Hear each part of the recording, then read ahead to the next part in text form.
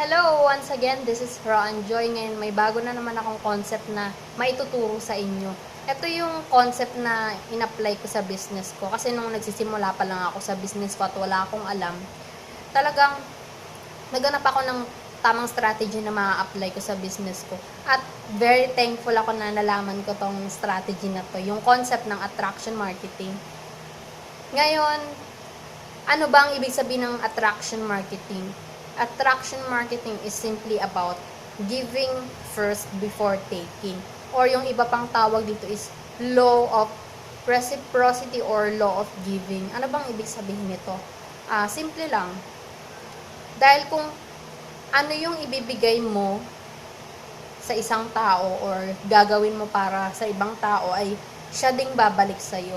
Ibig sabihin, magbigay ka muna ng value sa isang tao bago ka mag-pitch ng offer mo.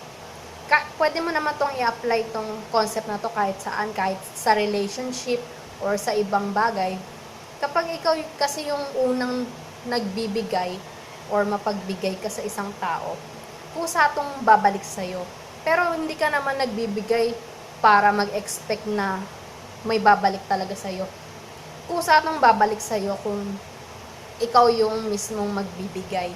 Kasi kung i-apply mo to sa business mo, ma-attract mo yung mga taong prospects mo na pwede mong maging customers kung ikaw talaga yung unang nagbibigay ng value sa kanila na nakakatulong sa kanila. Kasi kapag ikaw yung unang nagbibigay na ipapakita mo sa mga customers mo na mapagkakatiwalaan ka talaga at pwedeng ikaw yung talagang tao na makatulong sa kanila. So, sa ganung paraan, na-attract mo sila.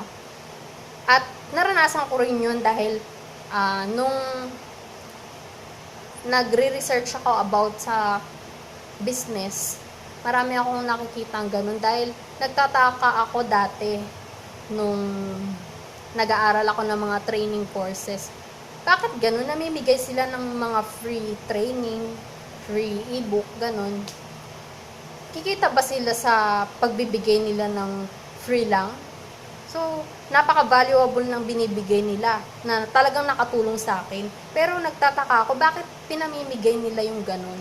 So, ngayon ko lang natuklasan na ganun pala yung concept na yun. Talagang ina-apply nila yung concept na yun para sa business nila.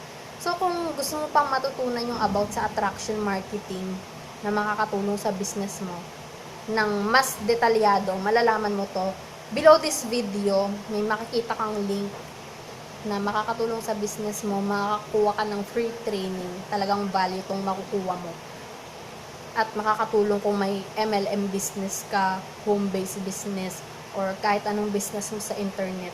Pwede mong ma-apply tong attraction marketing kahit ano pa yung produkto na binibenta mo or pinopromote mo.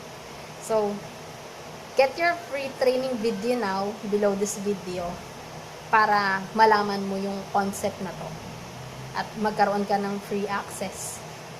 And then, don't forget to subscribe in my blog at www.roanjoy.com and makuha mo dun yung free ebook na pinamimigay ko tsaka yung mga valuable tips na sinishare ko sa ginagawa kong business.